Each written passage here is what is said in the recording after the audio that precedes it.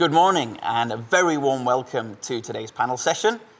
How superficial is your sustainability strategy? I'm Alex, I'm a partner at Katalista Ventures, and we are the first triple top-line focused VC and accelerator in the Baltic states. That means that we focus on supporting organizations that want to have a positive impact on people, the planet, and profit. Today we've got an exciting panel lined up, and I'm really excited to introduce everyone in just a moment. But first, let's think about some of the topics and some of the questions that we'd like to answer for you today during the panel. So we'd like to really understand, to what extent is sustainability strategy, your sustainability strategy, about greenwashing? Why are we talking about this now?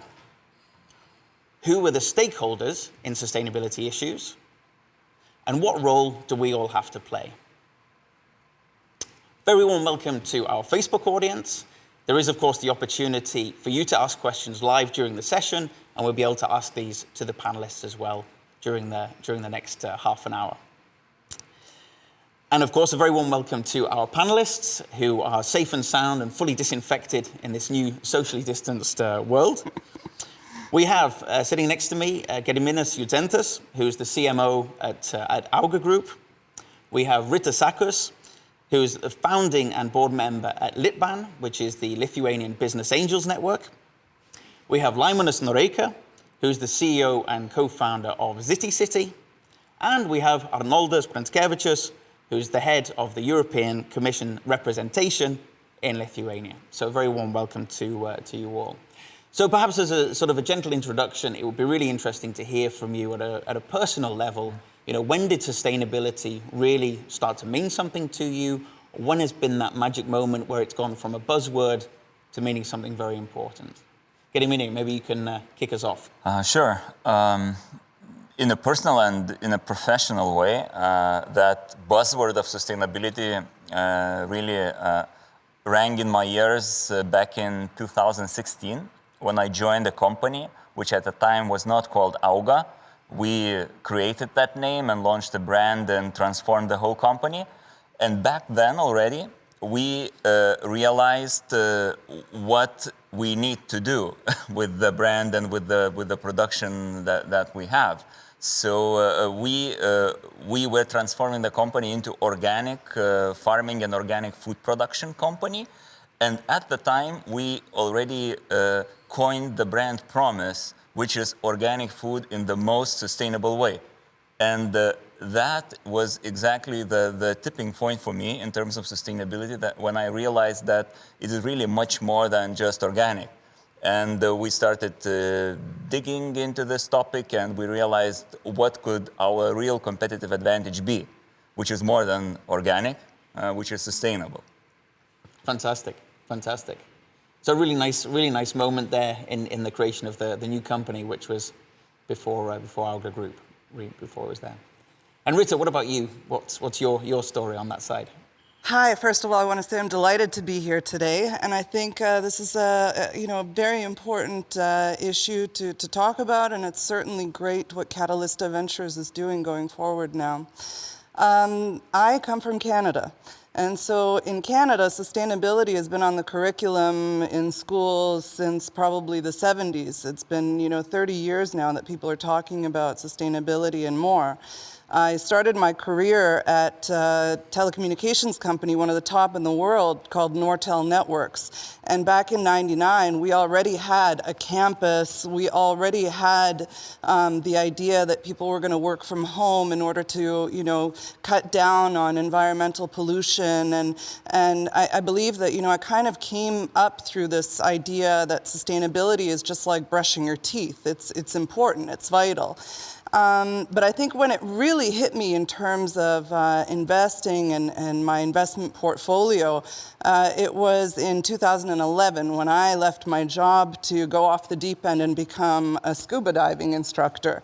And being a scuba instructor, you see waters all over the world, and the level of plastics in the waters that I saw, it's one thing to read about it, it's another thing to actually witness it or swim through it. it. I mean, it's really a tremendous problem, and you see firsthand. So I think that's really when I switched sort of over to this idea of, you know, investing in companies and startups that are sustainable. Super, something really tangible and clear there. Thanks Absolutely. for sharing that. Thank you. Laimonas, what about you?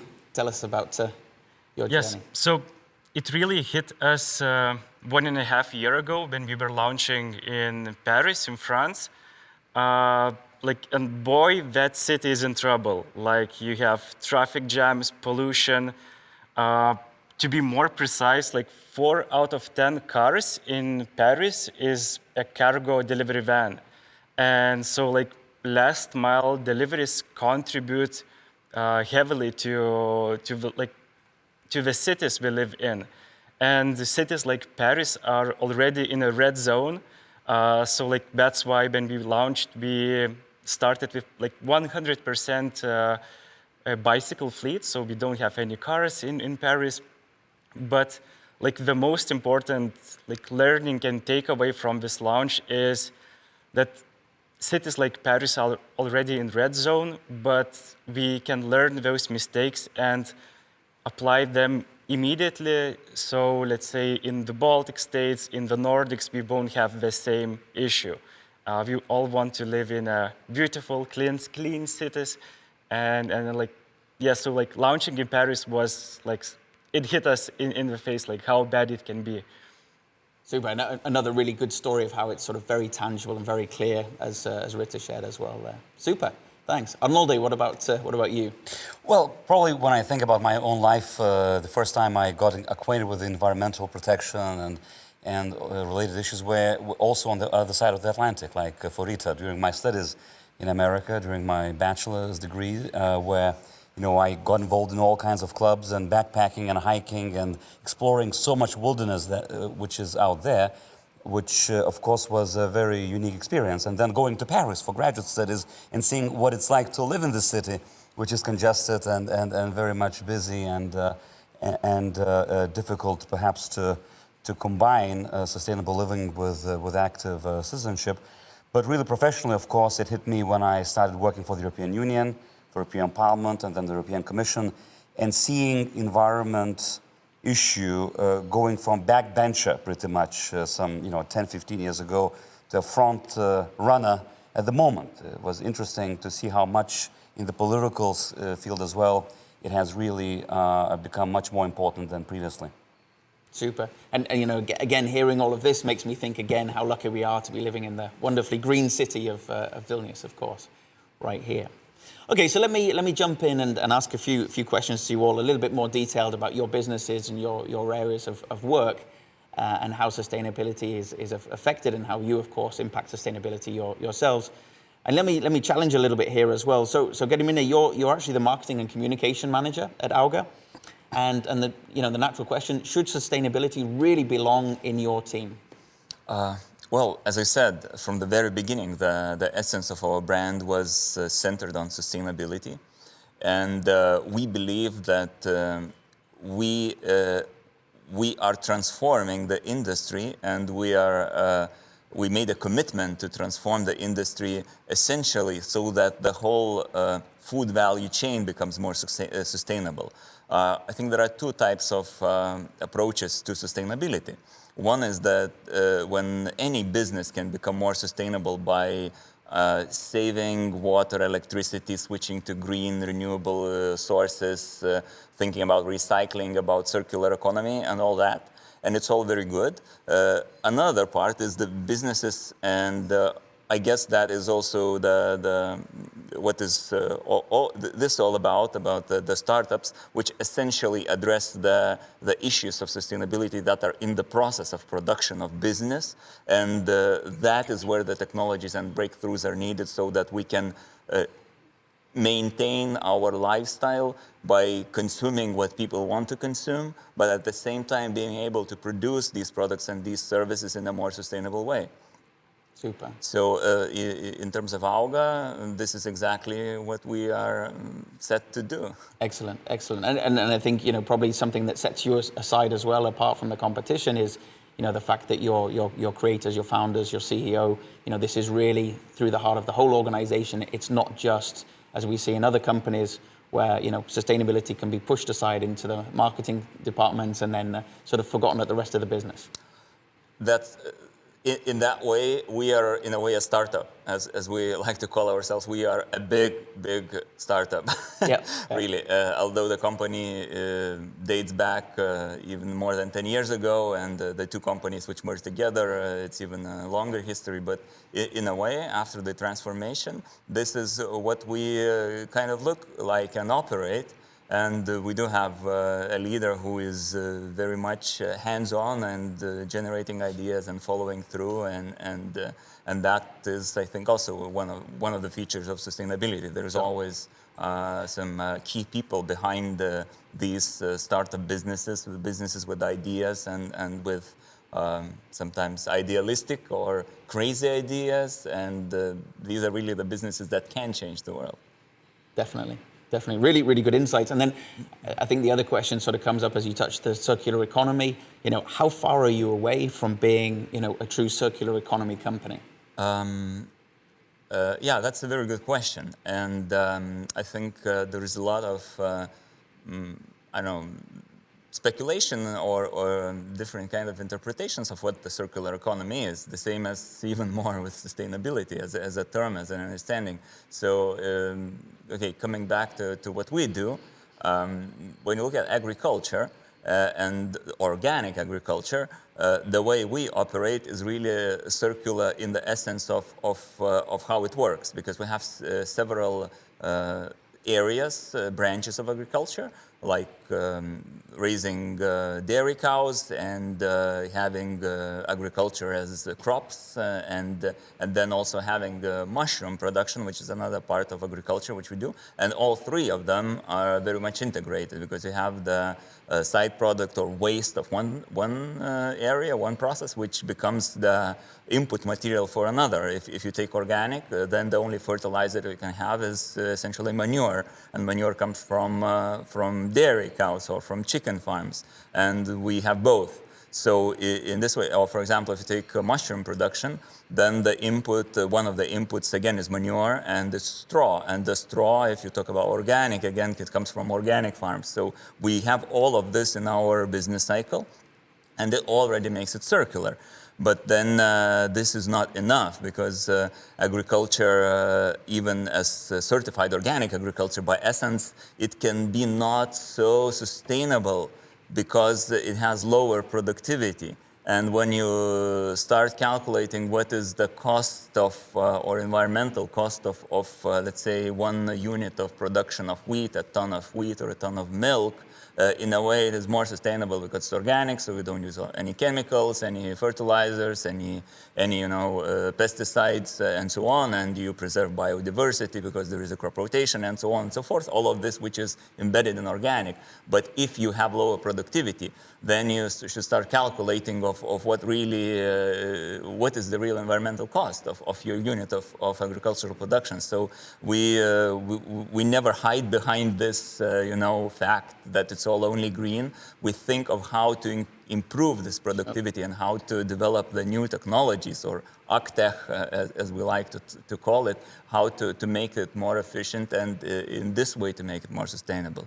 And I think I can elaborate later on of what the sustainability strategy of our company is, of how to make this step forward. I mean, from everything you've said so far, it's already so well integrated into the heart of the business, the creation, the meaning, the purpose, everything there. It's already there. But this is, I think, a really inspiring example, to hear, and especially for startups. And it's nice to hear if you refer to yourself as a startup, that big startup, that this is really, really good inspiration for people watching and thinking, yes, we can actually have a difference, make a difference, and make a business out of this.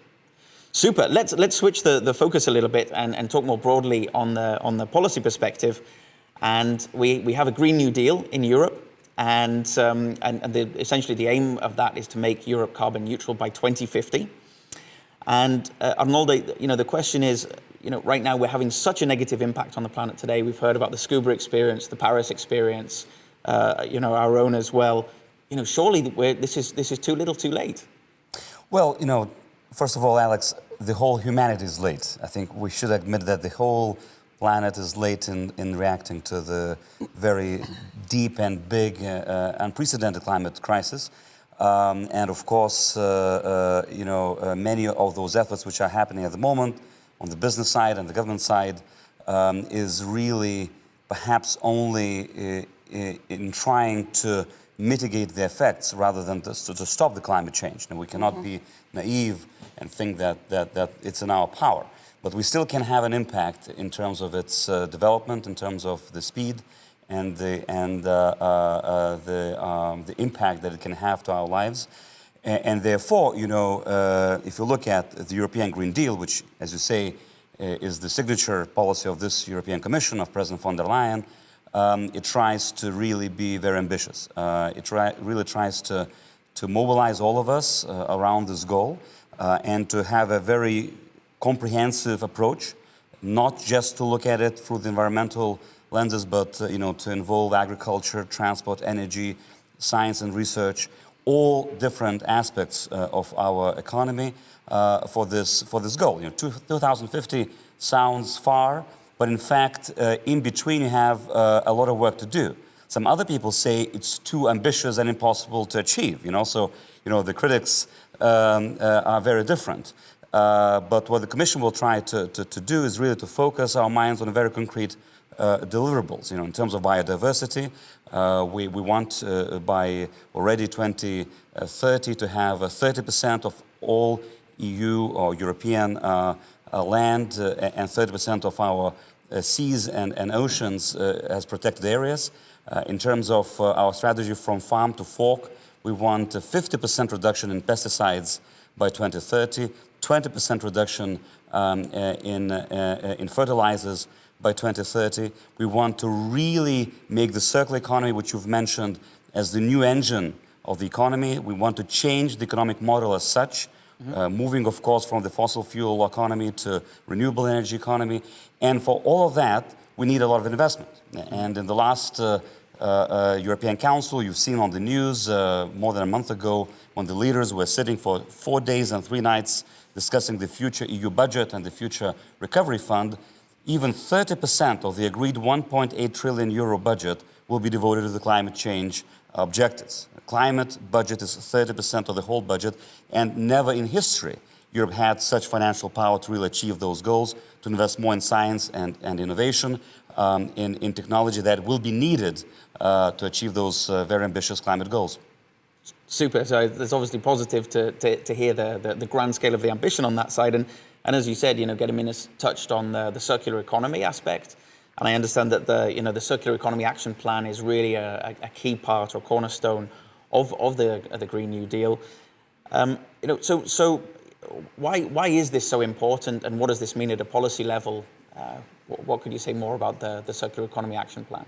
Indeed, I think circular economy is a very interesting idea for the businesses, and one of the very powerful arguments to really fight back this myth that investing in sustainability or in more environmentally friendly solutions is costly and not profitable. I think circular economy is the answer to the businesses that in fact it can be very profitable. It can be the path of the future, and we have some big businesses as good examples of that. So of course we're moving in our Circular Economy Action Plan from different sectors. We started perhaps a few years ago with the Single-Use Plastic Directive, right, which is very famous, not only in Europe but across the world. But now we're looking into the field of batteries, we're looking into the field of chemicals, into the field of textiles, all other industries which are very highly polluting and very dangerous to our health and livelihoods. Imagine that even 400,000 people a year in Europe die from environmentally or air pollution-related diseases. So this is not just an interest for the businesses, to adopt a completely different, reputation, but it's our own interest to invest in much healthier livelihoods with the production and with the products which are also healthier to consume and which we can reuse multiple times and bring back to the circle of the economy. Super. And it's really good to hear you touching the profit angle there. So maybe that's a good moment to sort of move from the macro level down to the micro level of how this affects a real company. So Laimonas, you know, how can a startup possibly manage making money and having an impact at the same time? How have you done it? So, like, first of all, we started ZITICITY because of personal frustration, and we had no prior expertise in the logistics field. So we just dropped our well-paid corporate jobs to start a new journey and solve our problems. Along the way, we found that it's also possible to make money out of solving your problems, which was good. So we were getting profits. We attracted investment to fuel our future growth. And as we expand, we are able to spot even more significant issues that we could address, like one of these is sustainability. So I think you need to find a healthy balance. It's not either like impact or profit, but as a company to survive, you need to get revenues and you need to manage your operations efficiently, but it's all about purpose. And once you have like the right purpose, the North Star, which you're heading, which you're communicating to your customers, your business partners, your customers will be more likely to choose you because they know they are contributing to something that will lead to a brighter future. Super. So that's really, you know, I think really exciting again to hear how you've done a classic startup story. You've identified a pain. You've come from unconventional backgrounds and been able to actually, you know, solve this problem as a new team. And then, you know, last mile delivery or last mile, you know, the carbon footprint of that is so huge and such a big factor. You know, you're able to actually do this and make business and have a positive impact on the planet at the same time. So, you know, hats off to you guys for sure. And then, you know, what would be your message to other startups, you know, watching in today, in terms of, is it important, you know, profit and impact? You know, is there a balance? Is there an ideal balance? Does it even matter? So I can tell from our own experience. So in a markets which are already in a bad position, like Paris and more cities in France, clients are more likely to choose sustainable service providers. So that's for sure. It like directly contributes to your revenue stream and can act as a competitive advantage. If you set the sustainability strategy at the beginning of your company and build processes around it, this will create a defensibility for you. And like it's not easy for a big, well-established company to switch focus and become fully sustainable. So the earlier you start, the better chances you have. And from also what we see, like the same trend is starting to be seen in the Baltic states as well. Like we see companies, big corporates with internal targets, let's say by 2030 to reach zero carbon emissions, like in impact, and they will be pushing this to their suppliers basically. So you need to start addressing. It will become very, very important. It is important right now, and as my colleague said, like we are not a bit, but very much too late, and we need to act now. Super. So, you know, again, a great message for our audience today, and thanks for sharing that. So, Rita, we've heard from the others. You know, at a startup level as well, you've talked a little bit about, you know, how you switch your own portfolio to be thinking much more about sustainability. What would be the message for other investors, you know, watching today? You know, what can they do to support with our sort of bigger, wider plans towards a more sustainable future? So I think let's think about what makes up sustainability. So we've been talking a lot about the environmental part, right? There's also the social aspect and the governance aspect. I think for companies and especially startups, good governance is a given. So you start from good governance, but you also have to develop a good corporate culture. And I think diversity is a very important part of that. So, you know, are you hiring women? Are women on your board? You know, what's kind of the profile of the people that that are working in your company? How accountable are you to your stakeholders? So we're moving from sort of an idea of, capitalism based on, bottom line only to being accountable to all the stakeholders. And I think investors are really now kind of driving that and wanting to see more and more of that because they know that ultimately, long term, you're going to get better returns on a company that actually cares about what's going on around them. So we really actually see that now in this COVID world that we find ourselves in because, COVID-19 has actually poured money into these funds that are investing in, sustainable products, which is amazing. I think it's like a record 1 trillion has now poured into, funds. I mean, they're mostly probably exchange trade funds and indexes. But I mean, also some of that is going to startups as well. So I think, certainly investors in startups, venture funds, corporate funds are going to be looking for startups that align with their own values in order to invest in them. Okay, so the values and actually using that as an angle or that as a lever is something that's really important for attracting investors as well. Okay, super. And then Laimonas mentioned one thing there about, in Paris or in other parts of Europe where actually if you have a sustainable offering, clients will actually be attracted to this.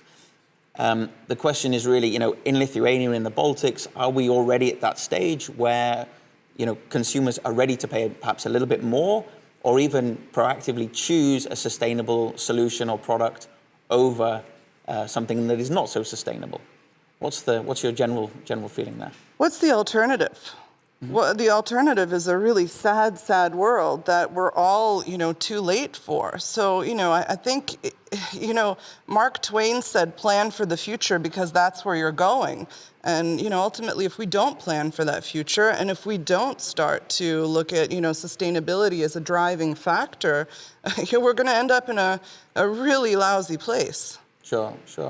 And Gediminas, what's the feeling then in Lithuania? Are people ready to pay that little bit more for a sustainable product, an organic product? Well, there's an interesting gap between what people claim and what they do. It actually happens everywhere in the world. And when you do a research and you ask people, do you care about sustainability, and explain what you mean by sustainability, first of all, because majority of people, especially in Lithuania, this term is a bit clumsy, and the term tvarumas for some people means, first of all, like durability, not the sustainability, and only then environment, then I get it. So people claim that they care about it. About 70% of people claim that they care about it. They care deeply. They talk about it with their friends, with their family, and they also say that, I would be willing to pay more for such products. In reality, people can pay up to 30% maybe, 20-30% more, not more than that. So there are always some reasonable limits to anybody's purchasing decisions. And in terms of food sector or organic sustainable food, it is not really as big as in Western Europe, as in Scandinavia. Scandinavia are actually the world leaders in the percentage of organic certified food that they consume. There is this magic 10% line, which is currently about the top that these leading sustainable organic food markets have. In Lithuania, it is not clearly measured at the moment. We say maybe it's 2, maybe 3%. Nobody knows for sure. But one thing that we do know is that it's growing very fast. Of course, the bottom line is very low at the moment, but it's growing really double-digit numbers. At least what the retail is claiming and what we see with our own products. So the real answer is that people care. And the new generation of people, the new consumers that are coming to the market and who are making purchasing decision and who are voting with their wallets, they actually care not only about their impact on food on the personal health, but they also care on the impact on the planet. And that becomes a bigger driver in purchasing decision than just caring about your personal well-being. Sure. If I could just jump in, I think that they're great points that Gediminas made, and I think it's very, very important, for startups to not only talk the talk, but to walk the walk. I mean, it's not enough for you to, throw it up on the board that we're now a sustainable company. You actually have to do the things that you say that you do and that you're committed to. Because ultimately, look at Volkswagen with their emissions scandal. You're going to be found out, and they're going to come after you, and they're not going to be happy. So especially with, investors that have been duped by companies, let's say that they're doing, and then end up doing the opposite, cutting corners. Super, great example as well. And Arnoldas, I mean, since presenting the Green New Deal, you've been spending a lot of time traveling around Lithuania. Is society's perception of sustainability changing? They're a key stakeholder for all of us. What do you see there? I think so. I think we've had a big change in the last 3 or 4 years, perhaps. And people usually relate to very, personal stories and personal experiences. And I think some of the few scandals we had also in Lithuania, I will not mention the companies, we all know them, that have been indeed named and shamed as being not only not responsible, but also with their activity creating a big damage, both to environment and public health. This has risen an incredible, I would say, in Lithuania, awareness about this issue. And people are less and less tolerant, and people are more and more expecting and demanding from governments and from businesses to be more sustainable. So I think this mentality change is happening all across Europe. It's not only in Lithuania, in many countries, on different levels, of course. But I think it's the tide which is happening for sure. Super. So a really positive message there in terms of that change. And then let's move on to making that sort of very tangible and concrete, and thinking about sort of the impact measurements, or how can startups understand, how can we measure what is the actual impact on people, on planet, as well as profit that startups are having? I mean, you mentioned a couple, Rita, in terms of diversity and others. Any other sort of metrics or that you would think that are important from an investor perspective? So this is where the tricky part gets in, because there is no single definition for, sustainability that's accepted kind of worldwide. The United Nations has set out their goals that you can look at and go by. We have certain organizations, SASB, for example, also has, a kind of basic definition of, what it means to be sustainable, and they require certain companies to report on sustainability if they want to have that credibility. But, I think there are many resources on the internet. Certainly in Canada, we all look to a company called Corporate Knights that kind of looks out for, the good, the bad, and the ugly, let's say, of the parts of sustainability. I think without, going down a laundry list of what sustainability is, you can certainly find and adopt practices that make sense to your business. Super, really good thoughts and insights there as well. And then, if we go back to sort of, key messages and thinking about creating a sustainability strategy, what have you done with Auga? What are these sort of key factors to make sure that it is not superficial and it really is integrated at the heart of the business? The way we built our strategy, the new strategy which we actually announced and published this year, we started it back in 2016, but then after 4 years of working in the field, we came up with the more specific and more crystallized strategy of how we are going to move forward. And we actually, it coincided with the publishing of the Green Deal. We just did it 1 month earlier. And then when we saw it, we said, thanks God we did it before, because everybody would say we copied it. So the thing is, in our sector, in our business, what is the biggest environmental issue? What is the most pressing problem? And clearly it is the greenhouse gas emissions, which cause climate change. And not many people talk about it, is in agriculture. So when we realized how big the issue is and how small the investment and how weak the technology is, then we clearly understood where we need to go. Then it comes to measurements. So we measured for 2 years in a row our own emissions. We audited the measurements, so we know that we follow the methodology and we know that these are the real figures. And we realized that there are 3 areas which contribute for more than 80% of our operation emissions. And then we developed a plan for every one of these areas of how to address it. And then we set the targets of where we want to be. When we calculated of how it could change, and we realized that in some areas we can reduce emissions by even 50%. In other area we can reduce it by 30%, and third area by 50% again. And then we accumulate all that, and then we make a goal and we make a commitment.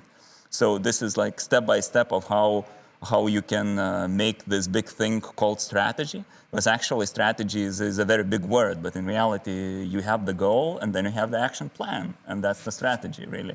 So I really liked hearing from that sort of, be brave, take that step forward, don't wait for the other the other big announcements to piggyback on, and make your own path there as well, which you're very clearly doing, which is great. And Laimonas, what would be your other sort of advice and takeaways for other startups, thinking about, really starting to have an impact and make a business? Any other factors that you would consider important in creating that sustainability strategy for them? So look at the vertical you operate and try to identify the most inefficient angles of operations in that vertical. In our example, it was our clients are top e-commerce stores. After integrating into checkouts of those e-commerce stores, we saw that 60% of goods ordered in a city are within 5-kilometer radius from you. And the way traditional logistics works, if you would buy something online right now and the good would be 4 kilometers from you, the van would come, pick it up, deliver it outside of a city to a large distribution center, and only next day bring back to you by a van. So within this distance, you don't need to have delivery vans, and a good don't need to leave a city, actually. You can cover those 4 kilometers by bicycles or cargo bicycles. So we identified this trend, but actually we are shopping locally, and to make service more affordable and available for broader variety of merchants, we are opening right now a network of urban hubs that are close to the key, most frequent shoppers areas, like the sleeping districts in a cities, and we store goods in those locations. And that way, merchants are able to keep the most frequently bought items close to their customers and offer fast delivery that can be done by bicycle, cargo bicycle, without emissions. So, and we are just starting, it's still quite a lot of work to do in that field, but this is what we address, that we shop locally and you don't need to have vans for it. Super. And it's a really exciting story about ZITICITY and what you've really achieved over the last couple of years. And obviously it's, everyone's has a good chance to go and learn more about all of your organizations, from Litban, the Angel Network, from ZITICITY to the Commission delegation, Commission representation to Auga as well from after today's panel. And then maybe let's sort of, as we move towards the end, let's think a little bit here, Rita, maybe just a few short words about sort of your vision, how can we support startups? What would be the vision for Lithuanian startups in the future? So if I could, I've got an anecdote. It's called That's Not My Job. This is a story about 4 people named Everybody, Somebody, Anybody, and Nobody. There was an important job to be done, and everybody was sure that somebody would do it. Anybody could have done it, but nobody did it. Somebody got angry about that because it was everybody's job. Everybody thought anybody could do it, but nobody realized that everybody wouldn't do it. It ended up being that everybody blamed somebody when nobody did what anybody could have done. So I think the bottom line is, it starts and it ends with you. you, me, us as a collective. Super, super. I don't think I could wrap the panel up in a more eloquent way than that. So Rita, thank you very much. Thank you to you all for joining today. It's been great to hear your stories and insights and own experiences and journeys. And as you said, it depends on us, and it's all about our own personal journeys and making that happen. So thank you. And as a sort of a final wrap up for today, the big news is that we're very happy to announce the creation of a new partnership between ROCKIT, Swedbank, and Katalista Ventures to create the ROCKIT Impact Accelerator. So this will start in March 2021, so in early next year, where we'll be inviting 6 startups to come in and solve sustainability challenges set by our partners. So I won't say more than that at this moment, but stay tuned, and lots of exciting news coming your way soon. Once again, thank you very, very much for joining us this morning, both online and in the studio. Goodbye. Thanks. Thank you. Thank you. Thank you.